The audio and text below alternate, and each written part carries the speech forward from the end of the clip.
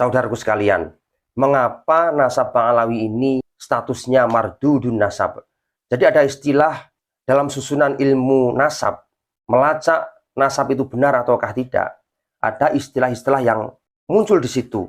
Yang pertama ada istilah sahihun nasab, yaitu nasab yang benar. Kemudian yang kedua masyhurun nasab, nama seseorang terkenal tapi tidak tercatat di dalam buku induk. Kemudian yang ketiga ada majhulun nasab, nasab yang tidak diketahui atau ada nama-nama yang tidak dikenal. Kemudian ada masykukun nasab, yaitu nasab yang diragukan. Lalu ada mardudun nasab, nasab yang tertolak. Masih ada lagi yaitu tahtal bahsi, yaitu nasab yang masih diteliti. Dan yang terakhir ada istilah mad'unun nasab, yaitu nasab yang cacat. Nah, berkaitan dengan nasab Bang Alawi, dulu awalnya dianggap sahih sebelum diteliti. Namun setelah diteliti, muncullah syak atau keraguan. Maka derajatnya menjadi masykukun nasab. Nasabnya diragukan. Setelah masykukun nasab, maka dilakukan yang namanya al-bahsu. Masuk dalam ruang penelitian disebut dengan tahtal bahsi. Nah, setelah diteliti sekian lama dengan menghabiskan waktu dan tenaga yang begitu panjang, dari penelitian itu ditemukan hal-hal yang janggal. Di antaranya ada nama-nama yang majhul, yang tidak diketahui. Sehingga nasab ini statusnya turun menjadi majhulun nasab atau nasab yang tidak diketahui.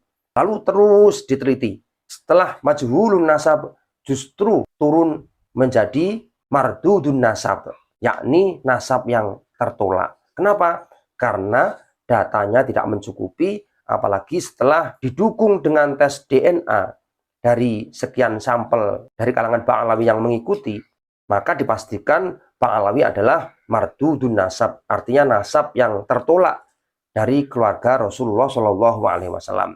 Namun jika berhenti sampai Alwi bin Ubaidillah, ini kita sahkan, tidak kita bahas.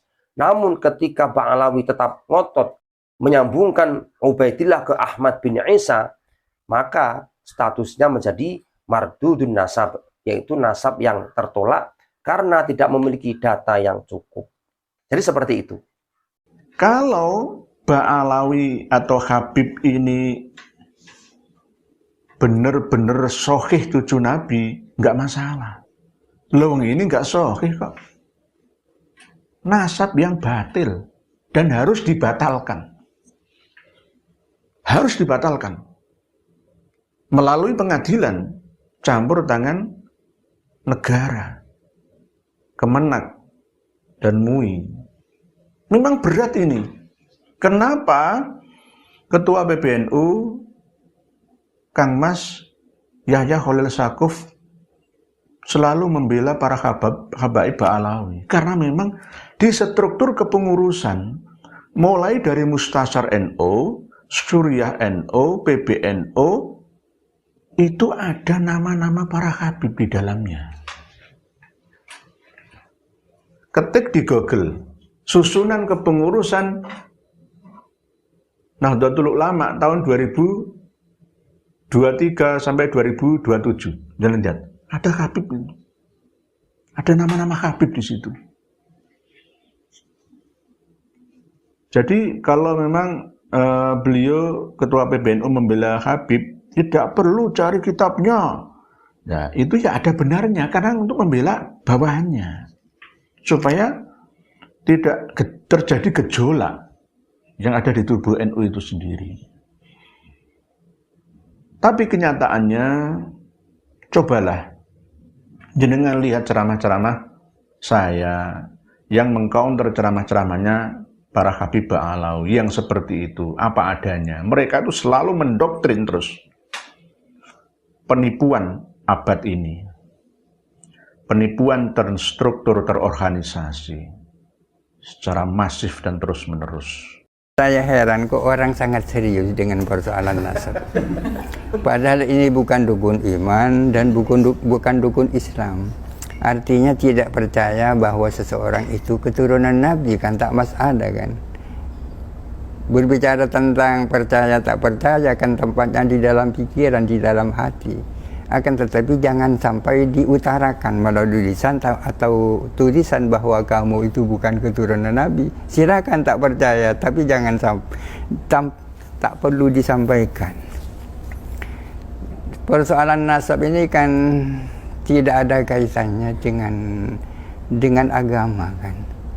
Memang kita kan oleh agama diminta agar supaya mencari guru yang baik, ya kan. Yang dimaksud guru yang baik, yang alim, yang amin, yang soleh, yang borok, dan seterusnya, ya kan. Bukan disuruh mencari orang yang nasabnya bersambung kepada Rasulullah. Keabsahan suatu hadis itu tidak melihat perawinya itu keturunan siapa, ya kan.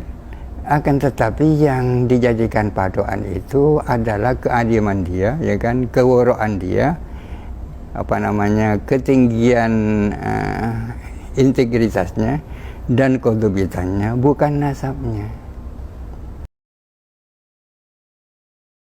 Ini yang kemudian menjadi 3 pokok utama yang harus kita lawan, karena tiga-tiganya ingin menumbangkan Pancasila.